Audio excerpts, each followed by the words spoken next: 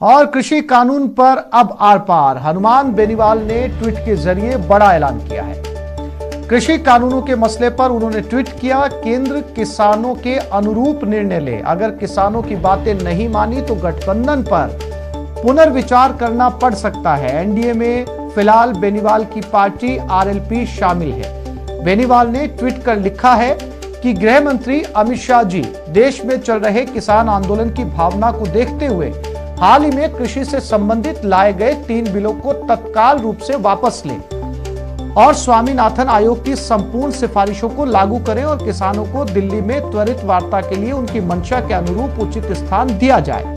चूंकि RLP NDA का घटक दल है, परंतु आरएलपी की ताकत किसान और जवान है, इसलिए अगर इस मामले में त्वरित कार्रवाई नहीं की गई तो मुझे किसान हित में एनडीए का सहयोगी दल बने रहने के विषय पर पुनर्विचार करना पड़ेगा।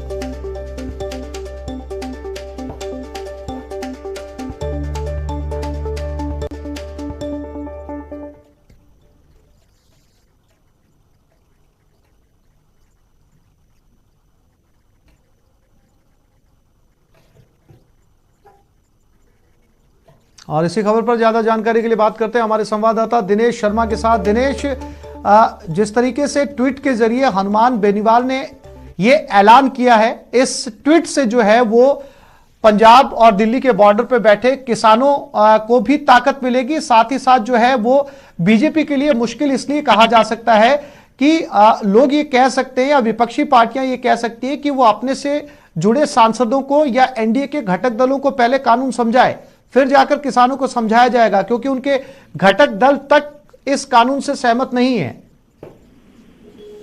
बिल्कुल आसिफ, देखिए एक बार फिर से हनुमान बेनीवाल ने आंखें दिखाई है केंद्र को हम कहें तो, क्योंकि सबसे बड़ी ताकत जो है आरएलपी अपनी मानती है वो यही कि किसान उनके साथ में, और किसान जिस तरीके से आंदोलन कर रहे हैं तो उसे लेकर नाराजगी है हनुमान बेनीवाल में, और लगातार पिछले दिनों से वो मुखर होते रहे हैं। और साफ तौर पर अब उन्होंने चेतावनी दी है कि अगर जल्दी ही इस पर विचार नहीं किया गया तो एनडीए से अलग होने तक की नौबत आ सकती है। तो जिस तरीके से पहले शिरोमणि अकाली दल ने एनडीए का साथ छोड़ा और अब कई राष्ट्रीय लोकतांत्रिक पार्टी भी उसी राह पर है, किसानों का साथ देते हुए धमकी जो है उन्होंने दी है कि अगर इस पर फैसला जल्द नहीं हुआ तो एनडीए छोड़नी पड़ सकती है। तो ये एक और झटका हम कह सकते हैं कि होगा एनडीए के लिए। जिस तरीके से किसान आंदोलन लगातार चल रहा है उसे लेकर जिस तरीके से बयान आ रहे हैं नेताओं के, तो उसी कड़ी में एक ये बयान जो है हनुमान बेनीवाल का काफी मायने रखता है, क्योंकि एनडीए के जो है वो सदस्य हैं और अमित शाह को जो है उन्होंने टेक करते हुए ये बात अपनी कही है। पिछले कुछ दिनों से लगातार वो ट्वीट के जरिए इस मुद्दे को उठाते रहे हैं और अब एक बार फिर से उन्होंने ये मुद्दा जो है वो छेड़ दिया है। साफ तौर पर उन्होंने कहा है कि किसान दिनेश, पार्टी से अलग होना, घटक दल को अलग करना, अपनी पार्टी को बीजेपी से अलग करना एक बहुत बड़ा फैसला होगा हनुमान बेनीवाल के लिए।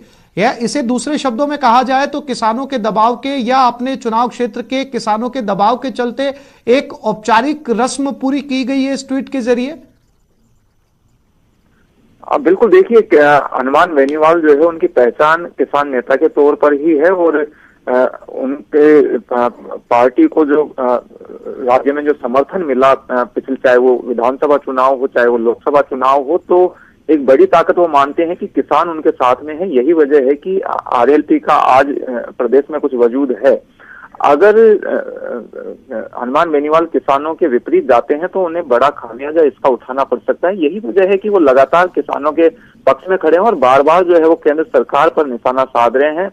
साफ तौर पर उन्होंने कहा है कि वो हमेशा जो है वो किसानों के साथ में खड़े हुए मिलेंगे और जिस तरह की नीति अपनाई जा रही है कृषि कानूनों को लेकर वो केंद्र सरकार की सही नहीं है। केंद्र सरकार को न केवल कृषि कानून वापस लेने चाहिए बल्कि स्वामीनाथन आयोग की जो सिफारिशें हैं लंबे समय से किसानों की मांग चली आ रही है उस पर भी केंद्र सरकार को अमल करना चाहिए। तो इन सब मुद्दों को लेकर एक बार फिर से हनुमान बेनीवाल मुखर है और अपनी इन बयानबाजियों के चलते वो अपने क्षेत्र में भी पेट बनाने की कहीं ना कहीं अपना दायरा बढ़ाने की कोशिश कर रहे हैं, क्योंकि राज्य में अभी पंचायती राज चुनाव भी चल रहे हैं।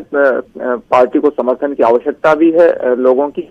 तो इस तरह के बयान जो है वो कहीं ना कहीं उनकी पार्टी को फायदा पहुंचाएंगे, और वो जो दावा करती रही है पार्टी की किसान उनके साथ है, तो उन्हें साधने की कोशिश जो है इस तरह की बयानबाजी के जरिए हनुमान बेनीवाल कर रहे हैं। जी दिनेश, जानकारी के लिए आपका धन्यवाद।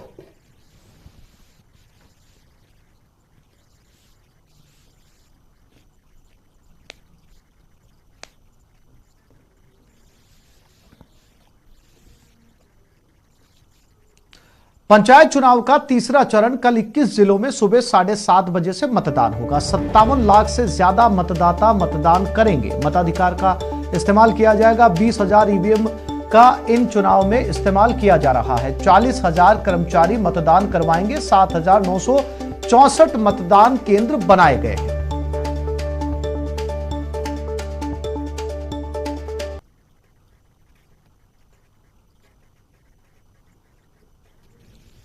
पंचायती राज के तीसरे चरण के लिए तैयारियां पूरी हो गई हैं और शहर शहर से मतदान दल रवाना हो रहे हैं।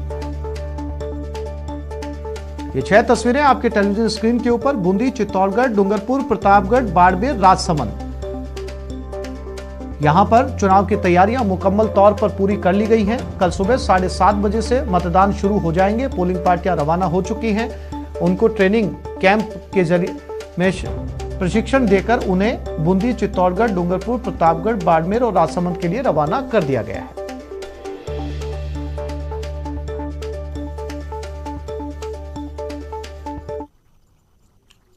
प्रतापगढ़ में पंचायत राज चुनाव के तीसरे चरण के लिए मतदान कर्मियों को लाने और ले जाने के लिए परिवहन विभाग की ओर से 72 बसों का अधिग्रहण किया गया है। साथ ही सेक्टर मजिस्ट्रेट के लिए 15 छोटे वाहनों का अधिग्रहण किया गया है। डीटीओ मनोज कुमार ने बताया कि जिला निर्वाचन अधिकारी अनुपमा जोरवाल के निर्देश पर पंचायत राज चुनाव के तीसरे चरण के मतदान के लिए पीपलखूंट और सुहागपुरा पंचायत समिति में मतदान दलों को लाने और ले जाने के लिए 72 बसों और 15 छोटे वाहनों का अधिग्रहण किया गया है।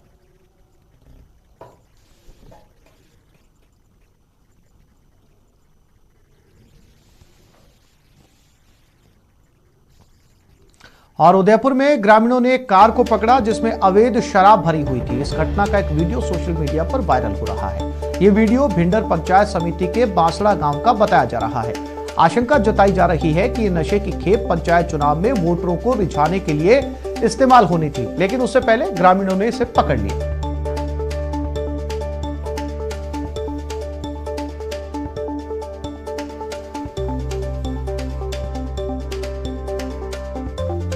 और प्रदेश में फीस पर फसाद जारी है। जयपुर में संयुक्त अभिभावक संघ का धरना है। नो स्कूल नो फीस मुहिम के तहत यह धरना दिया जा रहा है। शहीद स्मारक पर अभिभावक धरना दे रहे हैं। अभिभावकों का यह अनिश्चितकालीन धरना है। प्राइवेट स्कूलों की फीस का ये विरोध जता रहे हैं। इनका कहना है कि नो स्कूल नो फीस, यानी कि जब स्कूल ही नहीं है तो फीस किस बात की।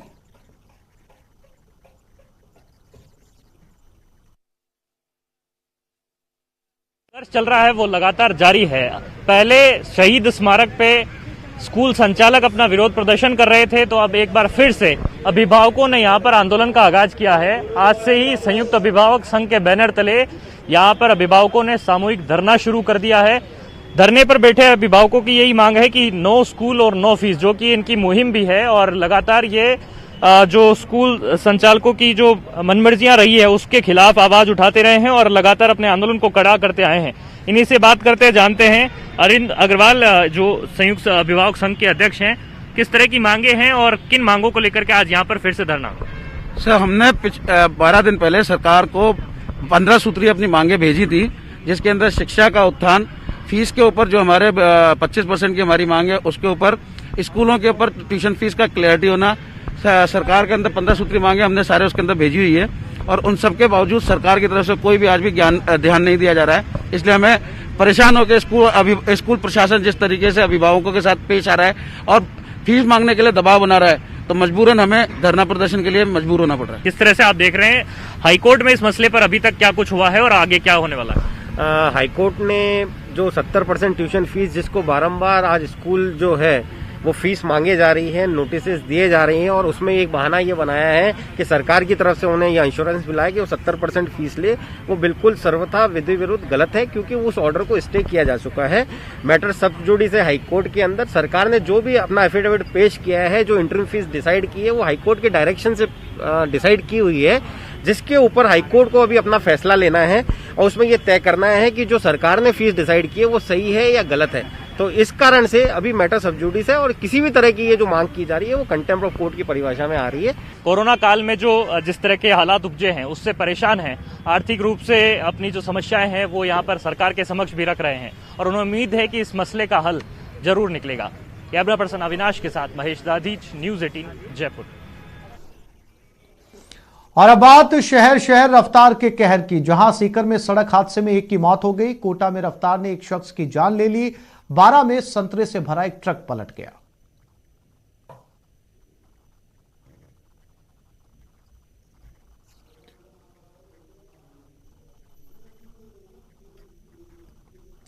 और सीकर जयपुर नेशनल हाईवे पर सड़क हादसा हुआ। कार और ट्रक के बीच भीषण टक्कर हुई। हादसे में कार चालक की मौत हो गई और 3 लोग घायल हुए हैं।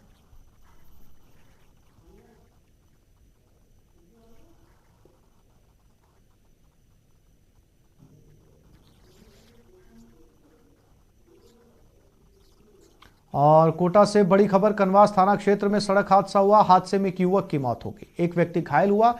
खड़ी ट्रॉली से बाइक टकरा गई।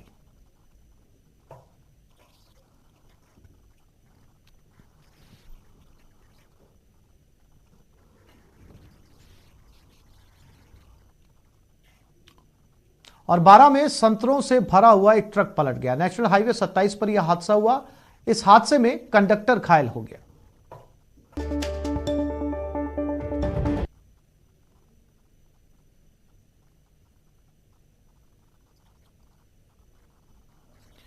संतरों से भरा हुआ ये ट्रक जो है वो हाईवे के ऊपर, आप तस्वीरों में देख सकते हैं कि ये ट्रक पलट गया और इसमें हालांकि जनहानि नहीं हुई, लेकिन इस ट्रक का जो कंडक्टर था वो बुरी तरीके से घायल हो गया।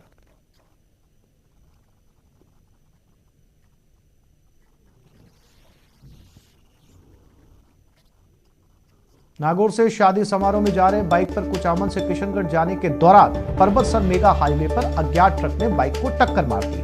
हादसे में 25 वर्षीय पुष्पा और 2 वर्षीय परी की मौत हो गई। वहीं बाइक चालक साबू गंभीर रूप से घायल हो गया। हादसे की सूचना पर पहुंची पुलिस ने दोनों शवों को पर्वतसर मोर्चरी में रखवाया। मृतक महिला और बच्ची डेगाना के तिलानेस गांव के निवासी हैं।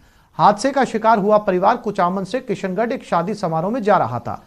इस दौरान रास्ते में तेज रफ्तार ट्रक की चपेट में आ गया। घायल बाइक चालक को अजमेर रेफर कर दिया गया है।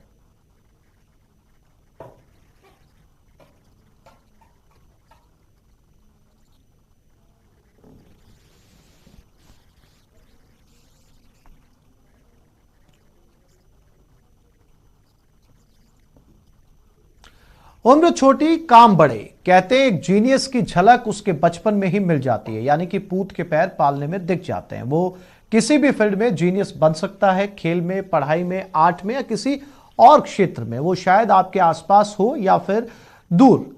अगर आप जानते हैं किसी ऐसे इंडियन को जो यंग जीनियस हो और जिसे आना चाहिए दुनिया के सामने, तो आज ही रजिस्टर कीजिए news18.com/younggenius या BYJUS ऐप डाउनलोड करें और यंग जीनियस सेक्शन विजिट करें। BYJUS यंग जीनियस न्यूज 18 की एक पहल। एक छोटे से ब्रेक के लिए रुक रहे हैं, जल्द लौटते हैं।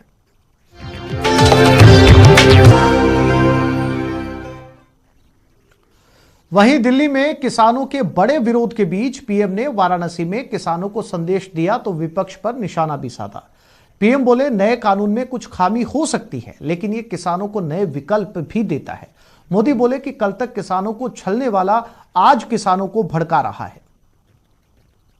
नए कृषि सुधारों से किसानों को नए विकल्प और नए कानूनी संरक्षण ही तो दिए गए हैं। पहले तो मंडी के बाहर हुए लेन देन ही गैर कानूनी माने जाते थे। ऐसे में छोटे किसानों के साथ अक्सर धोखा होता था। विरोध का आधार फैसला नहीं, बल्कि भ्रम फैलाकर, आशंकाएं फैलाकर, फिर तो भविष्य में ऐसा होगा, फिर तो भविष्य में ऐसा होगा, अब तो ये होने वाला है, उसको आधार बनाया जा रहा है। अपप्रचार किया जाता है कि भाई फैसला तो ठीक है, लेकिन पता नहीं इससे आगे चलकर क्या क्या होगा। हमें याद रखना है, ये वही लोग हैं जिन्होंने दशकों तक किसानों के साथ लगातार छल किया है। साथियों, जब इतिहास छल का रहा हो, तब दो बातें बड़ी स्वाभाविक है। पहली ये कि किसान अगर सरकारों की बातों से कई बार आशंकित रहता है, तो उसके पीछे दशकों का ये लंबा छल का इतिहास है। और दूसरी ये कि जिन्होंने वादे तोड़े, छल किया, उनके लिए ये झूठ फैलाना एक प्रकार से आदत बन गई है। गुरु नानक जयंती के मौके पर आज जयपुर हेरिटेज नगर निगम मेयर मुनीश गुर्जर भी सेवा कार्य करती नजर आई। उन्होंने सफाई कार्यों से लेकर रंगोली बनाने और जूते साफ करने तक का काम किया। मेयर मुनीश गुर्जर सुबह 4 बजे घर से निकली। इस दौरान उन्होंने राजा पार्क, हीदा की मोरी, चांदी की टकसाल और आदर्श नगर गुरुद्वारे पहुंची। इस दौरान मेयर मुनीश गुर्जर ने गुरुवाणी और सेवा कार्यों में हिस्सा लिया। गुरुद्वारे में मत्था टेक कर मेयर मुनीश ने शहर की खुशहाली की कामना की। मेयर मुनीश गुर्जर ने कई गुरुद्वारों के बाहर खुद झाड़ू देकर सफाई की।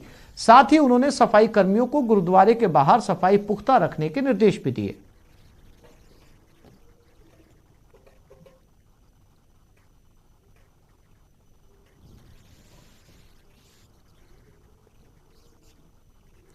आज सिख धर्म के संस्थापक गुरु नानक देव की 551वीं जयंती मनाई जा रही है। नानक साहिब का जन्म 15 अप्रैल 1469 को पंजाब के तलवंडी में हुआ था, जो कि अब पाकिस्तान में है। इस जगह को ननकाना साहिब के नाम से भी जाना जाता है। सिख धर्म में गुरु पर्व का बहुत महत्व है।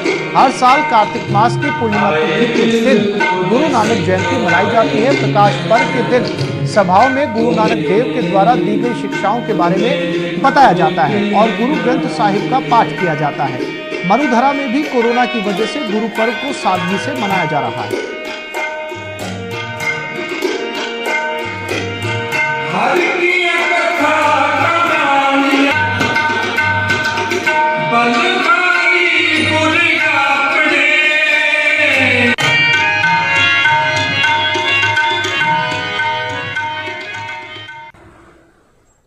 और कोरोना काल में गुरु नानक जयंती चित्तौड़गढ़ में पूज्य सिंधी पंचायत द्वारा सादगी से मनाई गई।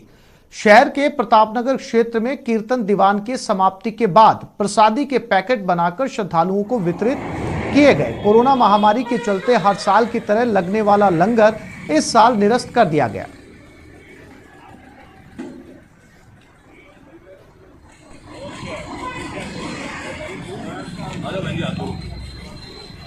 भरतपुर में गुरु नानक देव का 551वां प्रकाश उत्सव धूमधाम से मनाया गया। इस मौके पर शहर के सभी गुरुद्वारों को सजाया गया। पाई बाग स्थित गुरुद्वारे में भी रागी जत्थों की ओर से शब्द कीर्तन किया गया और गुरु नानक देव की अमरवाणी से लोगों को रूबरू करवाया गया। खास बात यह है कि गुरुद्वारे में सोशल डिस्टेंसिंग का खास ख्याल रखा गया और प्रसादी का आयोजन नहीं करके पैकेटों का वितरण किया गया।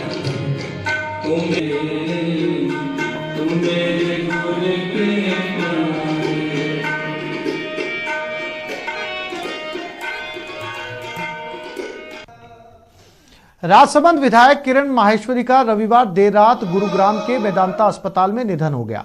28 अक्टूबर को उनकी जांच पॉजिटिव आई थी। 7 नवंबर को एयर एम्बुलेंस से माहेश्वरी को उदयपुर से मेदांता अस्पताल ले जाया गया। किरण माहेश्वरी को सांस की तकलीफ थी। वो पिछले 22 दिनों से मेदांता के आईसीयू में एडमिट थी। रविवार देर रात इन्फेक्शन ज्यादा होने से उनका निधन हुआ। माहेश्वरी के निधन पर जयपुर बीजेपी ऑफिस में श्रद्धांजलि सभा का आयोजन किया गया, साथ ही बीजेपी का ध्वज भी झुकाया गया।